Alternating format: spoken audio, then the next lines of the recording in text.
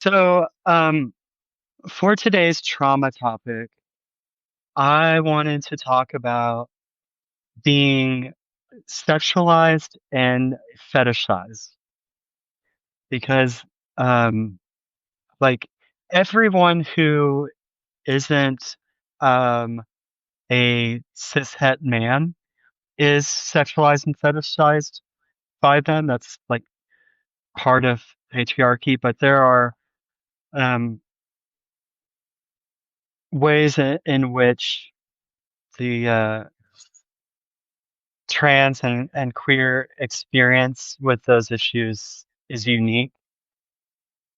Um, so like just to kind of get us started, um, one of the first questions that I get from people whenever they meet me and find out I'm trans is like, well, there's like two that kind of go hand in hand. Are you top or bottom? Oh, of course. And have you had the surgery? Which, of course, they're talking about bottom surgery. They want to know what my genital configuration is, and they have dehumanized and sexualized and objectified us so much that like that is right out of the gate. So I have a huge problem with the second question. And I live in Georgia, so I can say that I've experienced this before. But in very red areas, they don't say the surgery. They ask you if you've had the snip. Oh yeah, yeah. They'll put things in vulgar terms for sure. Yes. Have They're you like, had did the snip? yeah, did you cut it off? Right. Which shows a profound sense of Kren, not understand. that's premium content. Well, it shows a profound sense of people that don't understand the nature of that surgery. And so, you know, yeah, the my like fetishized experience with a Southern guy story, that was the exact experience Yeah. that I had. Yeah, and it's like if if we say yes, we've had that surgery, then um they move into like more traditional misogyny toward us. Um but they like because they fetishize us for those parts, Right. then it's like, well, you can't give me what I want, which is my porn fantasy of a trans woman topping me. Therefore, I'm going to like treat you worse as if they don't treat us bad enough, like trying to get us into bed. Yeah. Yes. Yeah. I that has been well. I've had that exact experience. I've had that experience from a chance encounter that was supposed to be an intimate encounter, and the way it went did not go well. Um, Yeah. and it got aggressive, but the long and short of it was I was on Hinge and unlike most people on dating apps, I used my real photos. So it wasn't like I was misrepresenting myself, but, you know, this feeds into the objective, objectification over humanity, which reduces us to a type, Hmm. um, or a fantasy that strips away any identity that I have. And that's what happened in this case. And so I met the guy, and um, he was clearly straight, clearly never gay, never nothing. And so I had opted to meet the person over at Felix's, which is a local gay bar. And he didn't want to meet there, which that's usually the telltale. Oh, okay, we're dealing with a closet case. Yeah. And so, Yeah, he doesn't want his buddies to drive by and see his car. right.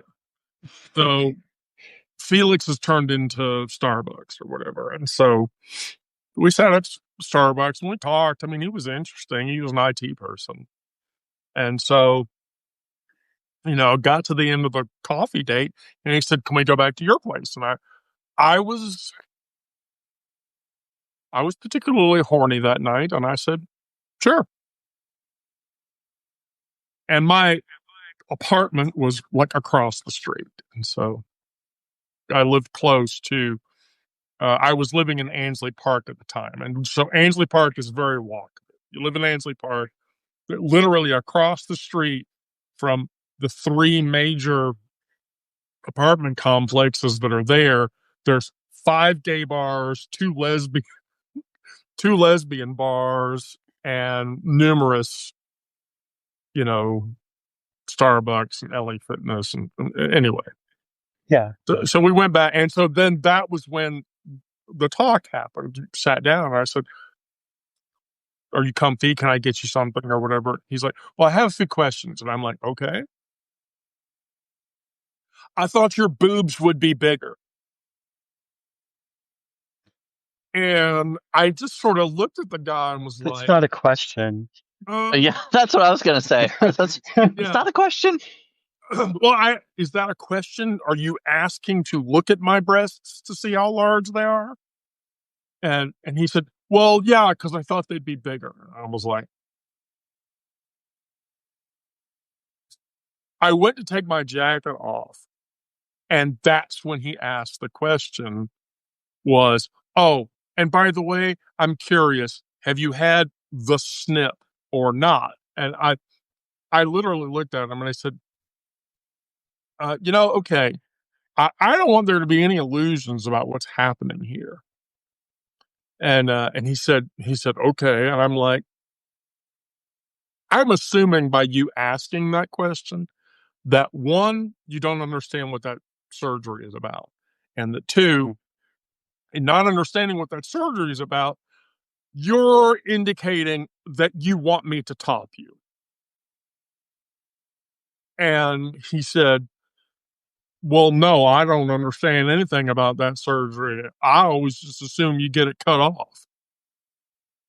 And okay, I could see where the fuck this is going. But anyway, and so then I said, "Well, sure. Okay." This was early in my transition. So I said, "Fine. I'm not going to answer that question or educate you about that surgery, but calling it that is one, insensitive, and two, does not understand the nature of the surgery at all." And he said, "And yeah, I want you to top me." And I'm like, I mean, okay, I'm going to tell you. Have you ever been topped before? And he's literally like, "Well, no, I figure it's going to be real easy with people like you because, you're on them drugs or whatever, and it makes things smaller." And I was like, "Oh, about that?" And I pulled my dress up, dropped my pants, and said, "There you go, all 10 and a half of it." And his eyes popped the fuck out of his head. And he immediately threw his jacket on and ran out of the apartment. Well, shit. Okay. Which, by the way, I want to be clear. I am very much a versatile bottom. So most of the time, I'm on the passive end of the equation. Being asked to be on the active end of the equation, I'm not opposed to, But there has to be some emotion there, Yeah. and after that experience. But so what leads me into that though is I think so. Brandon, can I ask you? So that was my experience with a heterosexual person. Have you had that kind of experience with somebody before? I mean, there are definitely guys especially on Grindr, that are DL. They don't usually put their picture, or they put it from neck down. And some of them, well, like the last guy I was with, he just wanted his dick sucked, basically, and you know, and I was, before we even started, I was like, I was fine with it. I knew that he was straight, and well, I knew that. I guess I shouldn't say he was. He was on the straight side of the scale, I guess. But no, he didn't want to. He didn't want to do anything intimate. Like, I mean, he didn't want to kiss. Actually, I asked him if I could kiss him, and he he uh he let me, but he was very hesitant about it, and it didn't last very long, and but anyway, but yeah, there are definitely guys like that who are willing to allow you to give them uh, oral sex, but Yeah. they They're are like, not. oh, this is the service the gays will provide for me. Yeah. Right, right. But they are not willing to reciprocate, in at least in for that particular action. And it's not But gay. yeah, It's not no, gay if I don't do anything. right, right. Because I'm not the one sucking it. I can't. I'm not gay. He's the one doing it. Right. I'm just standing here, or laying here, or whatever I it don't know how that got in there. is. But yeah, because I mean, they could also say, "Oh, I was thinking about a woman, or I was thinking about something else, or whatnot." But Right. some of them, are willing to admit that they've got a curiosity and everything, but they're not willing to do, like you said about meeting at a gay bar or whatever. They're not willing to go that far, or to publicly announce, you know. And this one guy was talking about, he was gonna have me over, but it was like he had to wait till his roommates were in bed, so he could sneak me into the apartment and Oh everything. my God. But yeah, there are definitely a lot of guys that are still like that, and I do see a lot of guys that are on Grindr that say specifically they're looking for a trans, or a couple of the guys, they say trans or feminine, femboy, anybody uh, in the on the feminine side. Yeah. That here in Atlanta, especially, and in Georgia, the larger body, there's this reinforcement of stereotypical behavior. And I hate this, but so if you go on Grindr here in Atlanta, a very common phrase you'll find is no fats, no fags, and no femmes. Hmm. And that's people who are trying to enforce the butch gay man, mentality or whatever. And it's like, as much against them, Moraine, I know you're gonna know what I'm talking about when I say this. The hypersexualization of trans women. Guys believe that trans women are just super hypersexual and want to fuck anything. Yeah, because they think, like, even if we're on hormones, even those who've had surgeries, um, they still think of us as like cross-dresser premium, Oh, where it's right. like, that they expect us to have the same kinds of views on sex and sexuality that they have, the same kind of sex drive, want the same kinds of um, physical stimulation. Like they think that um, you know this kind of ties into something else I had in my notes that like some I've been accused of transitioning because I fetishize women in a certain way, or I have um, AGP, which for those who don't know, AGP it is pseudoscience bullshit. It stands for autogynephilia, and it is the idea that um, men will transition into women as a sexual fetish because they see inhabiting a woman's body as an inherently sexual thing. Mm. Like, you get off on the idea of being a woman is like the accusation. And um it's not how it works. No, no, that's bullshit.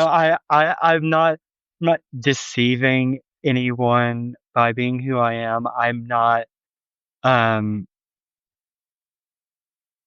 I didn't transition for sexual gratification in a like fetish sense. Like um transitioning has like changed my experience of sexuality. Um but that's not it's not a kink. It's that like being myself allows me to really like feel about like what it is I want. So,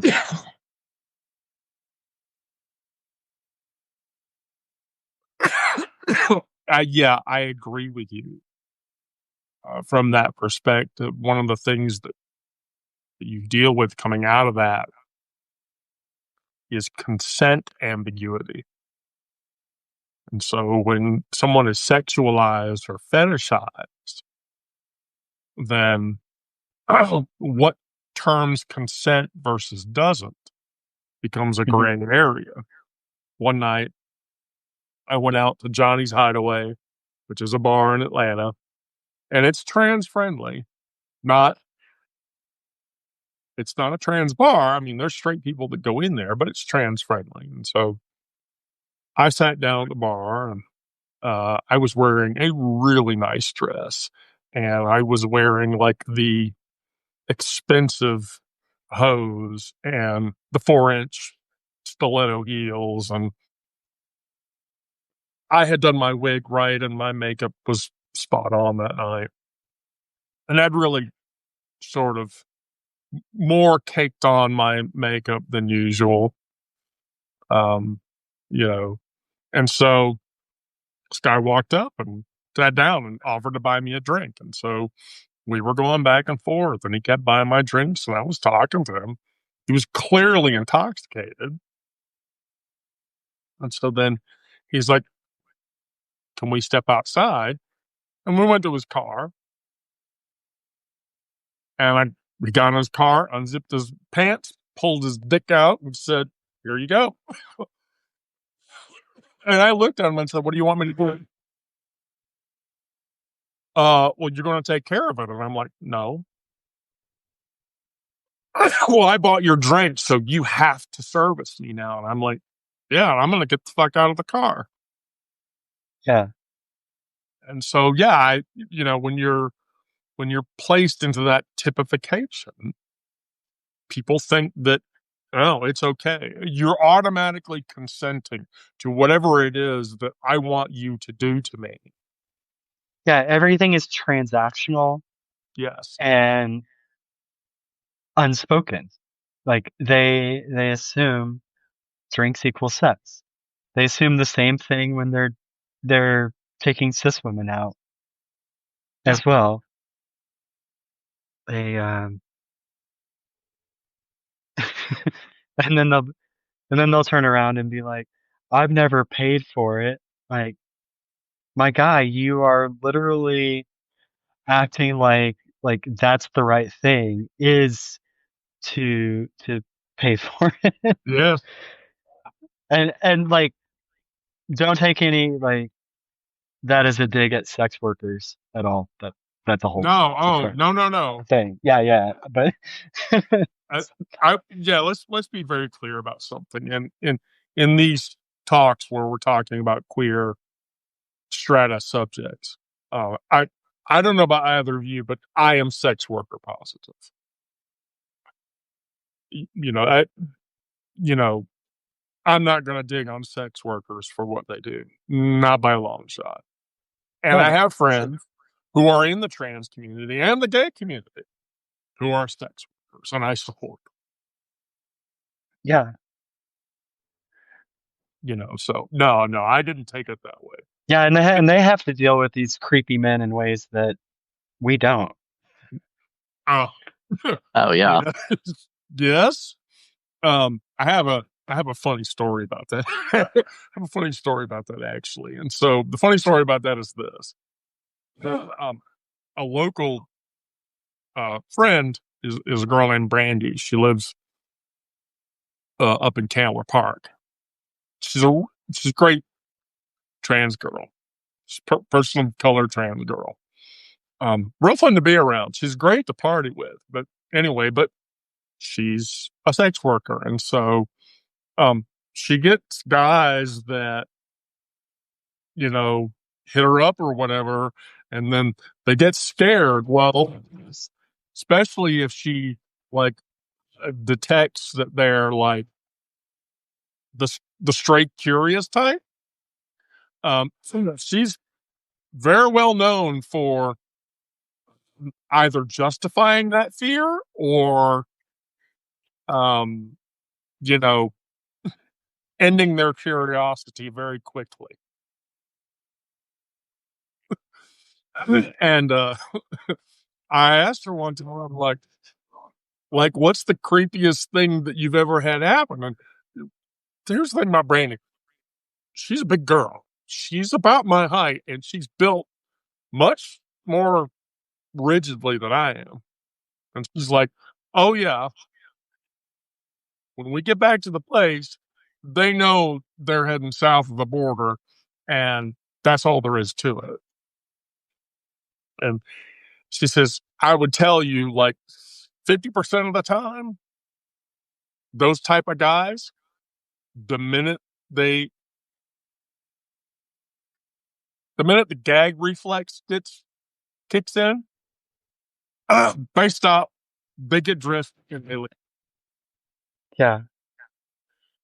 And so, it's like, okay, if you're going to do that to somebody, if you're going to sexualize somebody like that, I mean, there are consequences for mistreating people.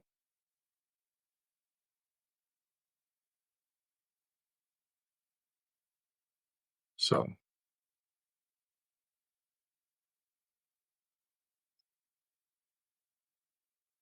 let me ask you this, Brandon. Do you think that this kind of behavior erodes the safe spaces that we have as queer people? Yeah. I mean, when you go somewhere and you don't know what to expect. I mean, the unknown is always kind of scary. And although, I don't know if a lot of straight people go to gay bars and things like that. to pick up anybody. So I guess there's not much of an expectation that kind of thing will happen in that environment. I don't know. I mean, I don't know how common that is. I mean, have you seen that much? So let me just give you an example, and then you can run with it. So here in Atlanta, one of the popular straight catching points is the local sauna. Oh yeah, Yeah. Yeah. Closeted, married, heterosexual guys will ask you, are you going to you want to go to the flex spa later? You yeah. know, do you want to go to the sauna later? Yeah. Okay. No, I want to go to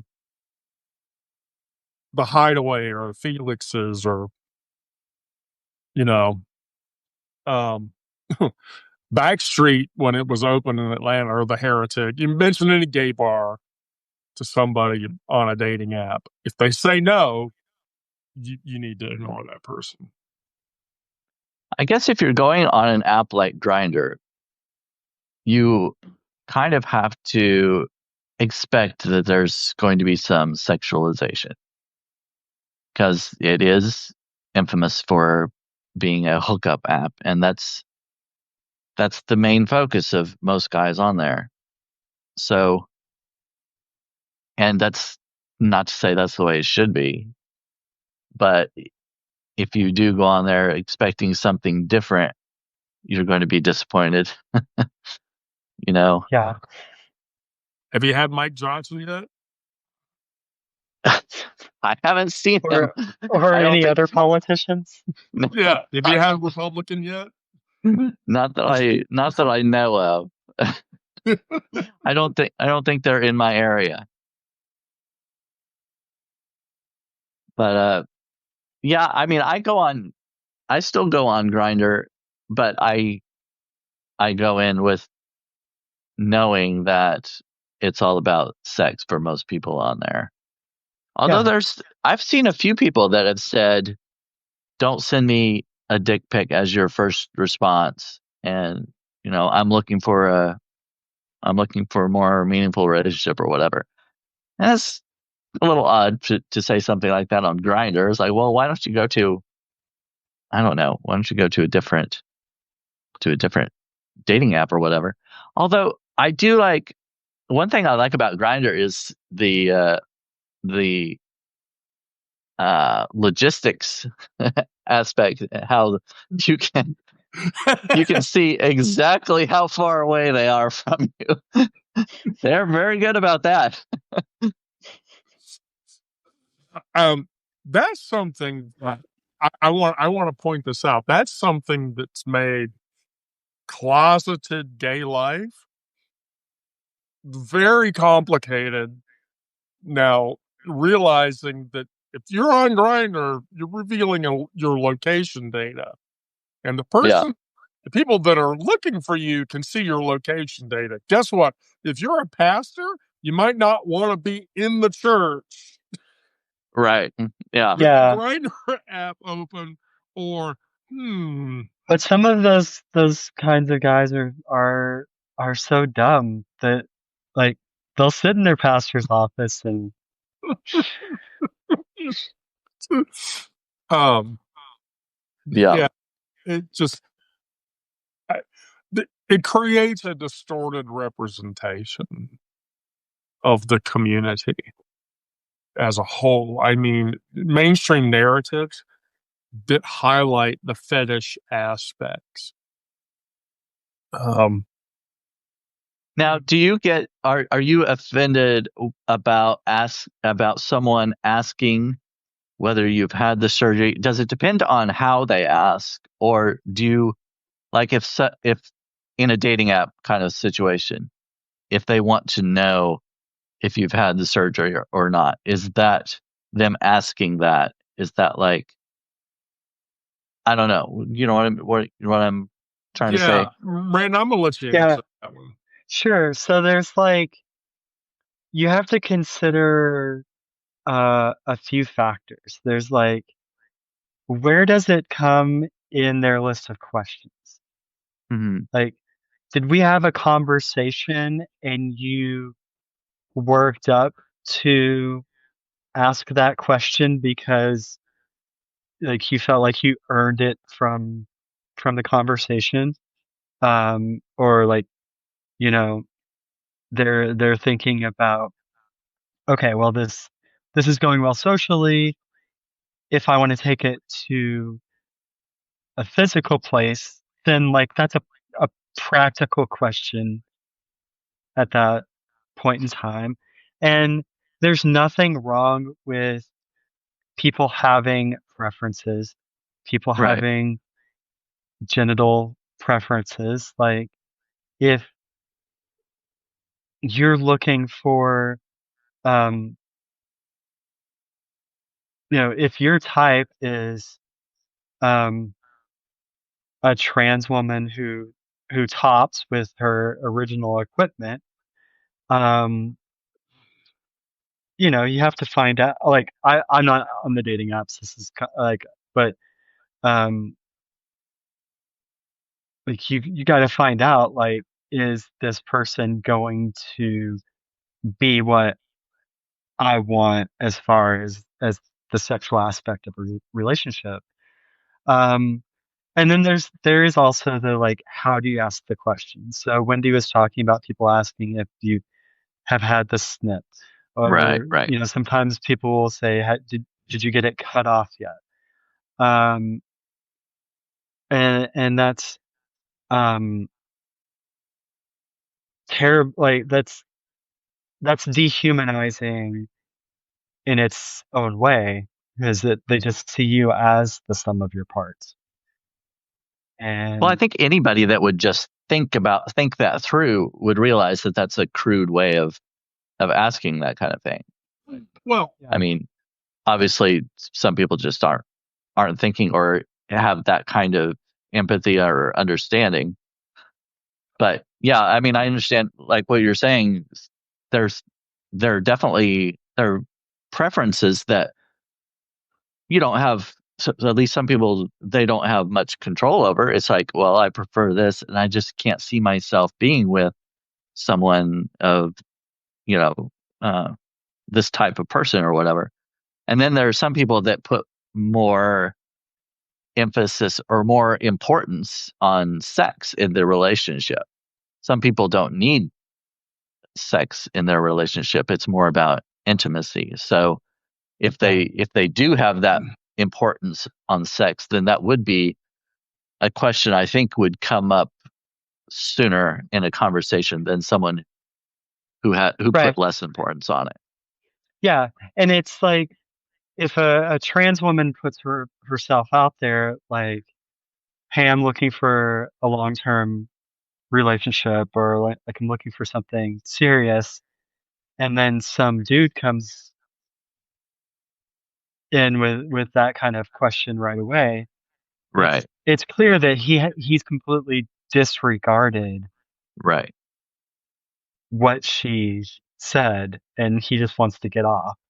Yeah. Like, if if you're just looking to get laid, that's fine, Right. but Do it with somebody else. go to the profiles of the people who are also like, yo, I'm Right. here to get some action. Yeah. so from a dating perspective, so I've had positive conversations where people ask the question. And here's my experience. Not that I've been on the dating market recently, because I've got that one over there. Um, but I'm so glad not to be on the market. Uh, oh, you know what? I'm very happy not to be. Anyway, I do not envy anyone that is in that space, and so right. Brandon, you have my heart eternally. I promise. Um, We love you. yeah. uh, If you would just come to glad Atlanta, somebody does. if you would just come to Atlanta, I could find you a husband, and then that'd be it. Uh, You'd be done. But So when I had that conversation go well, was talking to a guy and back and forth, and then finally he asked, "Can I ask you a personal question?" And I said, "We've established a rapport enough over a couple of days. Sure, you can ask a personal question." And so then his question was then, and the way he said this was, "Have you had top or bottom surgery?" And I asked him, "Okay, do you understand Trans 101?" And he said, vaguely. And I said, "Okay." So at the time, the answer was, "No, I have not had top or bottom surgery." And so he said, "Oh, okay." Um, and then he asked the question, and again, he didn't ask the top or bottom question. He said, "Are you active in bed or passive in bed?" And I was like, "Oh, that's a reasonable question." I would say reasonably that I am passive in bed, yes, generally speaking. And there are certain conditions where that would not be the case. And then this was the cake topper. He said, well, I identify as X. And that was like, okay, this is a person I want to keep talking to. And so what he said was, I am at very least I identify at the very least as a demisexual or a sapiosexual, even though I'm looking for a good time at the same time. I'm like, okay, that's purely honest. Do I both of you understand demisexuality and sapiosexuality? Right. So for those that don't know, demisexuality is sexuality where a person requires an emotional connection before they can get together. And a sapiosexual is a person that's turned on by a person's intelligence level. And so, yeah, that was a good conversation. Here's the thing. That was one in hundreds of conversations that were not at all good or entertaining. Yeah. They're rare. Yeah. But, and this brings up the 10th point, is that this problem largely as a whole creates a barrier to authentic relationships. It makes having an authentic relationship or finding that relationship impossible because you have all the kinky shit over here, and then you have, the authentic people that want to have a relationship here, and you're trying to get here, but you're in this amorphous blob of mess that, Yeah. you know, and if you're with somebody who fetishizes you, then that's a barrier to having an authentic relationship with that person. Yeah, and to like riff off of that, um, I've known a lot of trans and queer people who've gotten into a relationship with someone who fetishizes them, someone who's a chaser, maybe, and then they end up with being in an abusive relationship Oh, keep talking. because I have yeah, because the guy who just wants you for your combination of parts or just wants you because of his fetish um isn't like he never intends to see you as a person, and if he does hook you into a longer term relationship, it's not because oh he's wanting to settle down with you. It's because he wants your sexual availability whenever he wants it. And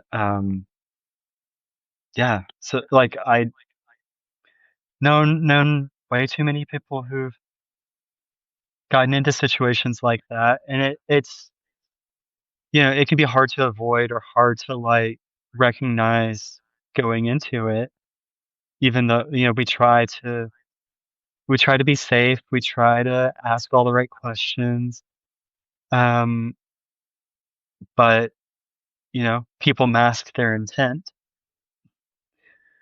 They'll learn enough of the language of the trans community to use it against us or to manipulate us.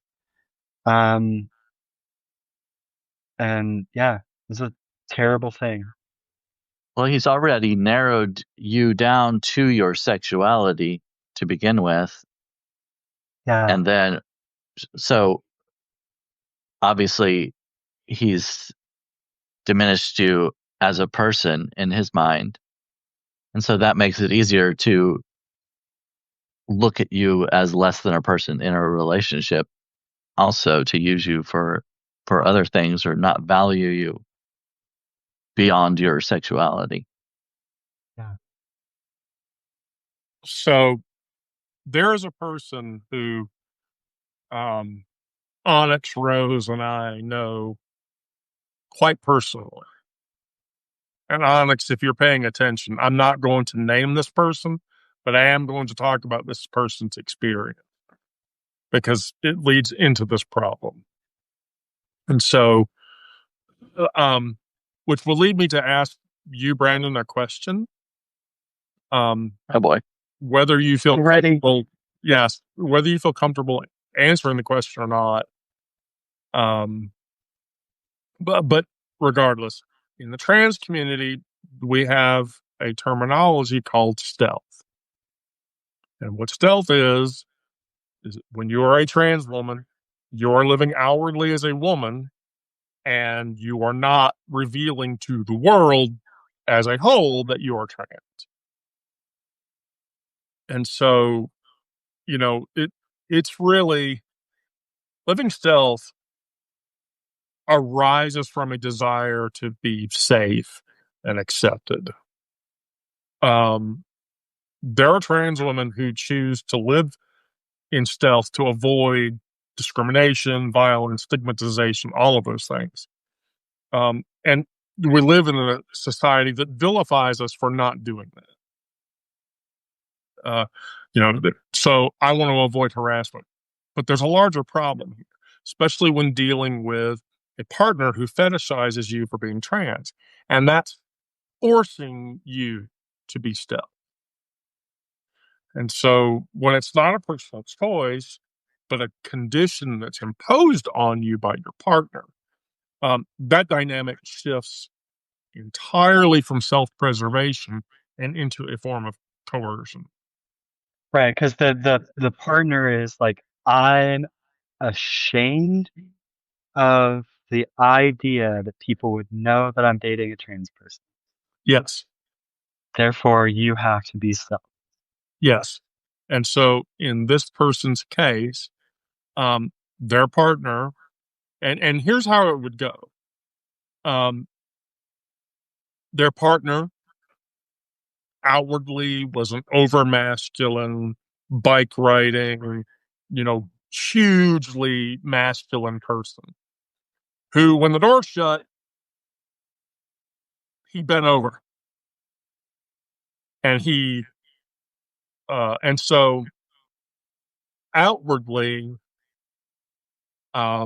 he would force her to observe a stealth existence.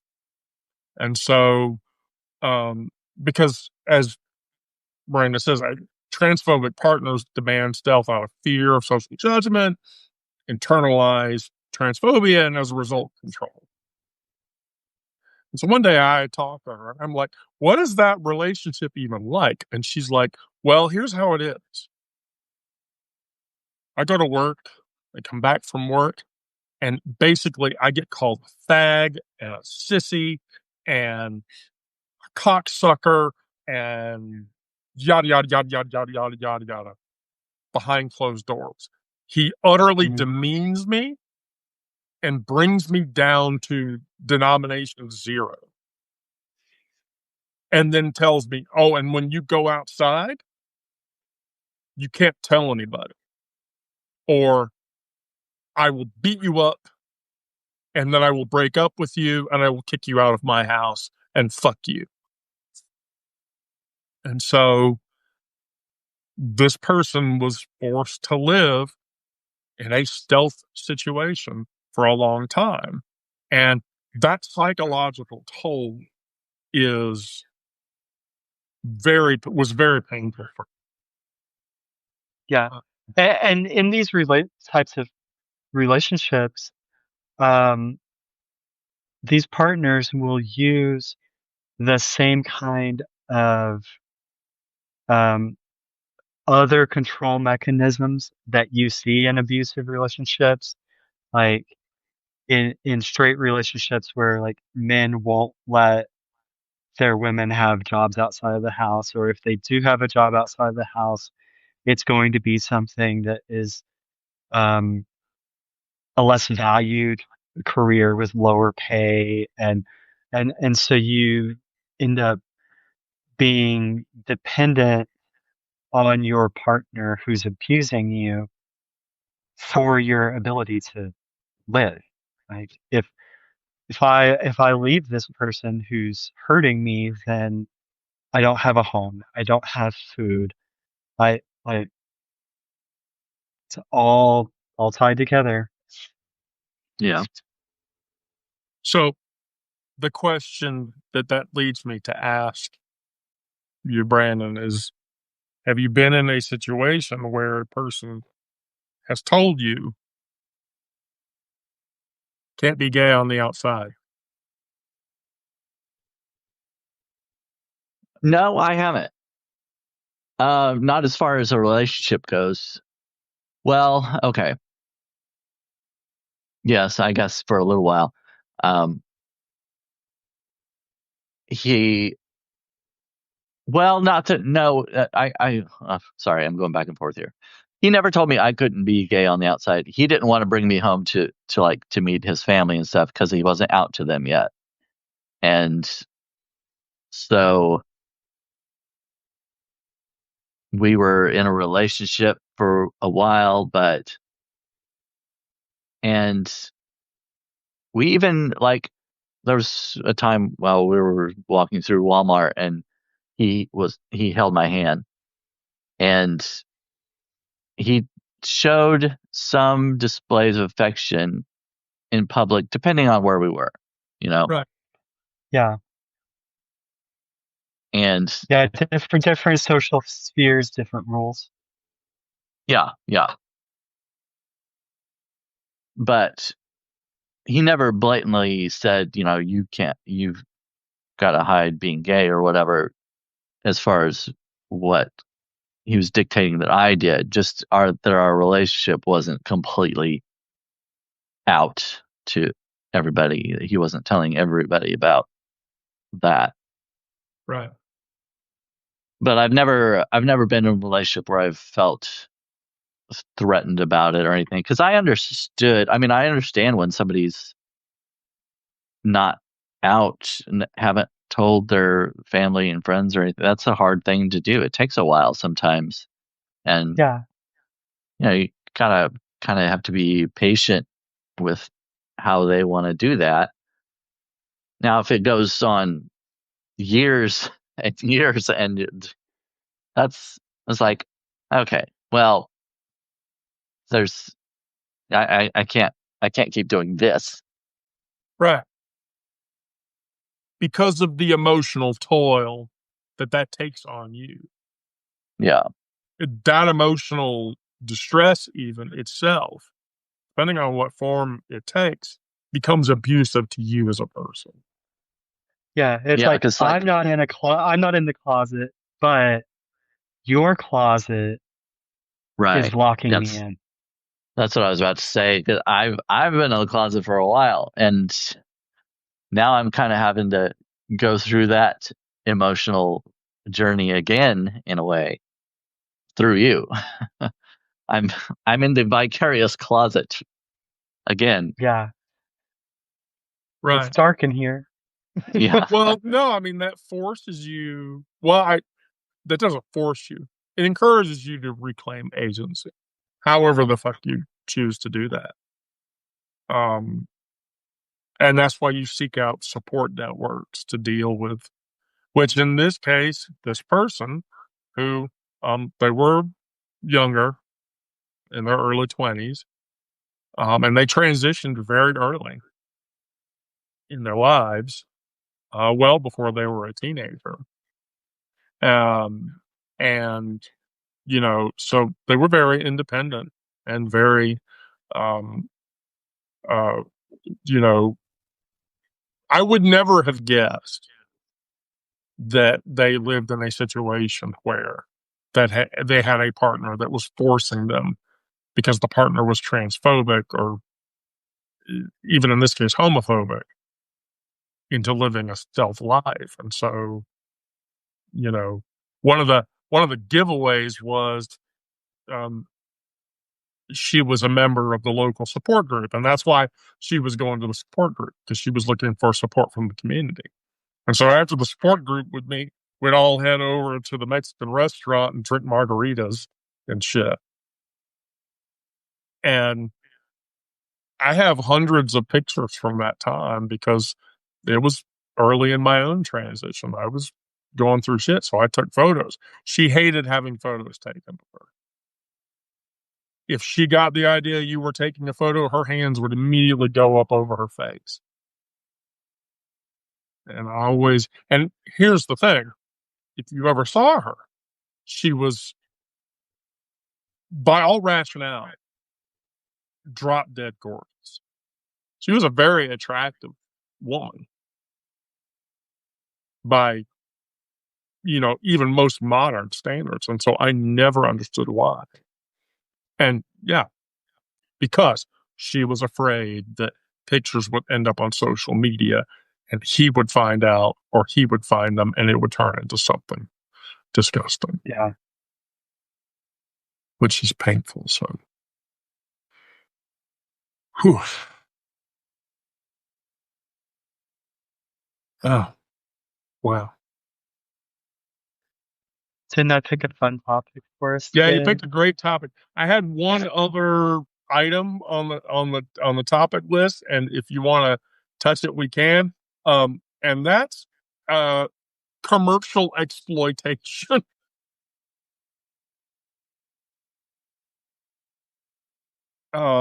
And the reason for that is the media adult content. This is the thing. So this is as a trans woman, porn has ruined society's view of what I'm supposed to be.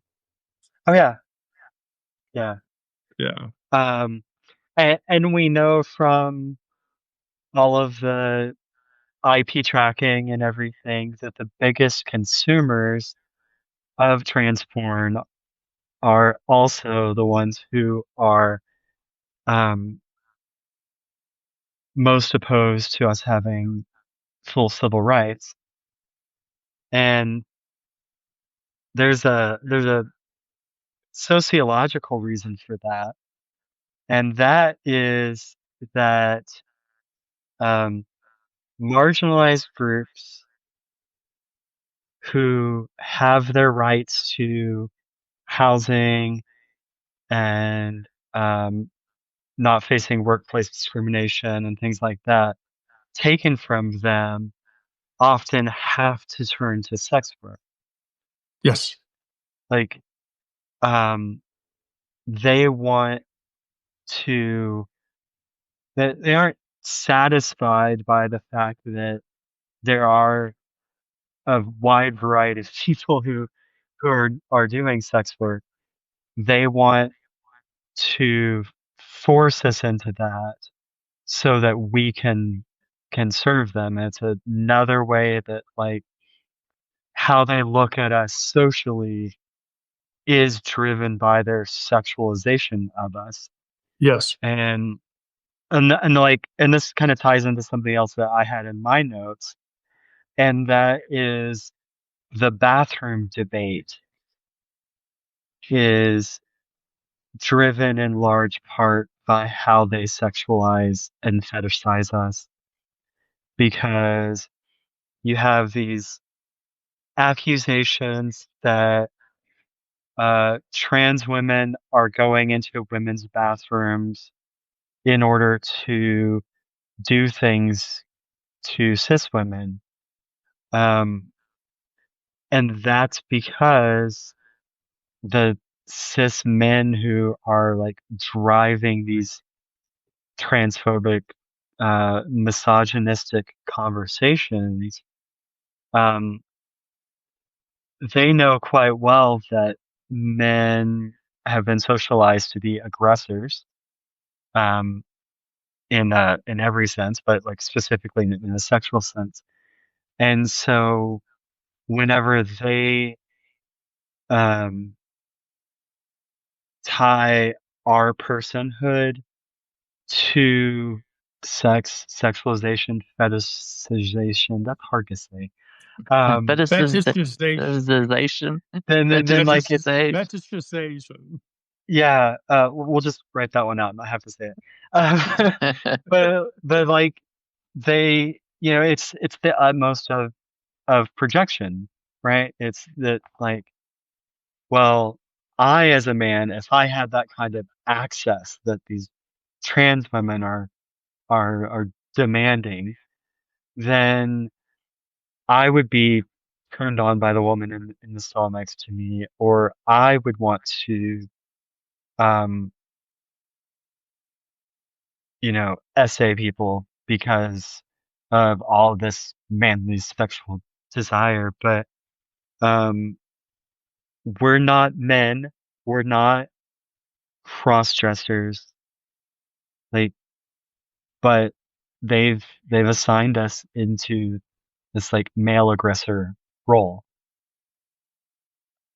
I could see how it would also be not just driving to sex work, but just by keeping people in the closet. So if you were to have all of your rights and live openly the way you want to, they wouldn't be able to put you in the closet as easily.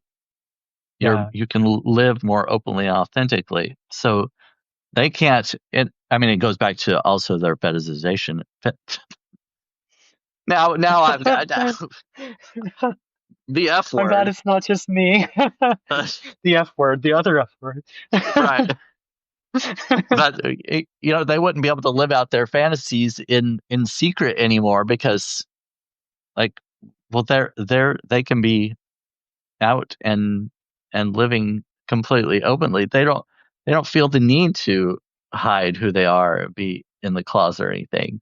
So what am I going to do with my fetishes?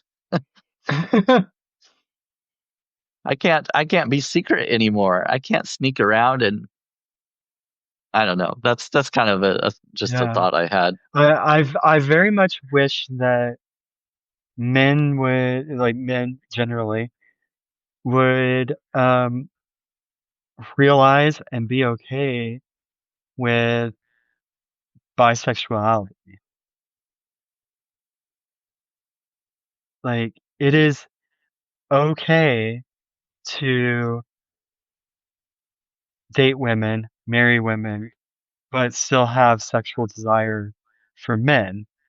And, of course, the like terms of your specific relationship would like determine how you can or can't act on that. But and that's a separate issue to work out. But if you can realize like, oh yeah, I'm not straight. I keep hooking up with men because like I desire them. Maybe I'm bisexual, then like come to terms with that and be bi. Wendy, you're Wendy, your muted. audio. An interesting parallel to make there is the historical usage of bisexuality. And so if you read my queer space stories in the bar, you'll know that one of the characters in the bar is Marcus. And Marcus is married to a woman, Sarah is her name, and she doesn't understand why it is that Marcus has to go to the sanctuary bar to seek community because he's bisexual. She also doesn't understand why he likes to look at men and all of these things. But there's a social analysis to be made there. And the social analysis is this. For a long time and for many years, bisexuality was the excuse. And then over time, bisexuality turned into something that needed to be erased. So back in the 70s and 80s, like when it came out that Freddie Mercury was gay, like the narrative back then was like, oh, he's not gay, he's bisexual. That makes it okay. Mhm. So Like many, Elton John originally came yes, out as bi. Like yeah, the, yeah, like celebrities were shoved into the bisexual box when they were just gay. And so over time, the not being able to use that as an excuse anymore caused this situation to occur where, okay, now we just have to erase it. Like we're trying to erase trans people and everyone else. And so, yeah, this culture loves its binaries. Like they want gay or straight. They want man or woman. Like everything's a binary. And that's not how any of us actually experience life. no, But, no, you definitely know, not. but it's easier to categorize people if you've got two categories. Well, and again, true to that form is and I've said this before, is the attenuation that the heterosexual community is infamously guilty of, which is where they try to take gender and orientation and slam them together in a way that Oh makes yeah. them fit. But it's sort of like this, not like this. It's like this because you can't take orientation and you can't take gender and shove them together because it doesn't work. I mean, people ask me all the time, Yeah. how can you claim to be a lesbian if you are a male to female trans woman? And Yeah. because I'm in a relationship with another trans woman who is a woman, and by Yeah. fact, that actually makes me sapphically inclined. Right. Yeah. And like, I've been told, um, well, you just transitioned because you failed at being a gay man. And it's like, I happen to be bisexual, but, like, my preferences are on the sapphic end of the spectrum. And so, um, yeah, I'm not just like substituting male gay sexuality here. Like I'm out here being gay with women. I mean, I spent a week intimately with Miranda for a week. I can tell you that that's totally true.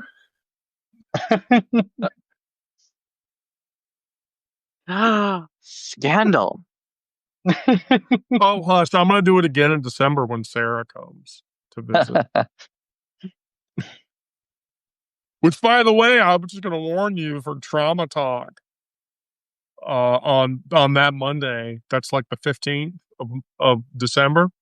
Sarah will be here, and we could do a four-way trauma talk.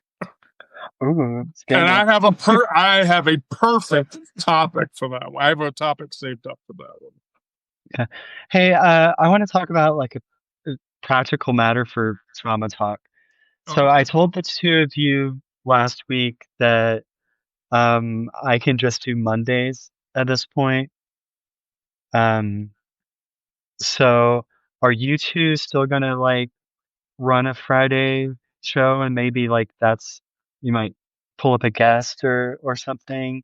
So from a practicality perspective, how do you feel about that, Brandon? If we bring in a guest to talk about the one, I'm not breaking the band up. Yeah. And then two, as soon as I normalize my schedule a little bit better, Miranda, I will tell you, for instance, we can do a Thursday. We can do a Monday. Okay. We can do a Monday and a Thursday. But I still need to normalize my work schedule a little bit better just so that I can snipe my lunches. Yeah. And And so, like Monday and Thursday would most weeks work for me. what do you feel about that, Brandon? I'm fine with whatever. I'm flexible in many ways, but I think we can do like we could do Fridays is still okay and bring a guest. I just kind of skimmed over that, yeah. But Yeah, I like that. Well, right. I mean, wanna... bringing a guest on, I think is a good, just kind of a little what do I want to say? Variety for now, but I don't think there's anything wrong with that. I mean, I'm fine with it. I'm fine with it if you two are fine with it. Here's the How's thing. My YouTube channel, all of the shorts where the band is actually doing the live, I get a lot of positive flux from it. So I want to continue that flux because those shorts are getting like, I don't even have to promote those shorts. Like there's 2 or 3 shorts of us doing this kind of discussion that's going into the thousands. And so my YouTube channel, again, much less against the stuff that Substack posts from these lives, it's being there's a lot of positive. I get a lot of positive comments. So Yeah. I am going to again assert, let's not fucking break the band up. But that being said, yeah, I'd be happy to do a guest spot on a Friday until I'm gonna just suggest, like for instance, like we can go to a Monday, Thursday. When we go to a Monday, Thursday, I could probably do that by the end of November. Okay. Because then I'll have a lot better control over my schedule. Yeah. So sounds fine with me. Yeah, I've got a hard stop at 3, so we're right at time. Miranda, Yeah. final thoughts? No, I think Okay, don't go out and fuck random people. What? Listeners, don't go out and fuck random people. Yeah, and that's not what I took away from this. Yeah, and whoever you're playing with, play safe. Yes. Yeah, that's right. That I can do that. Yeah. Play safe, use lots of lube, and breathe. Just breathe.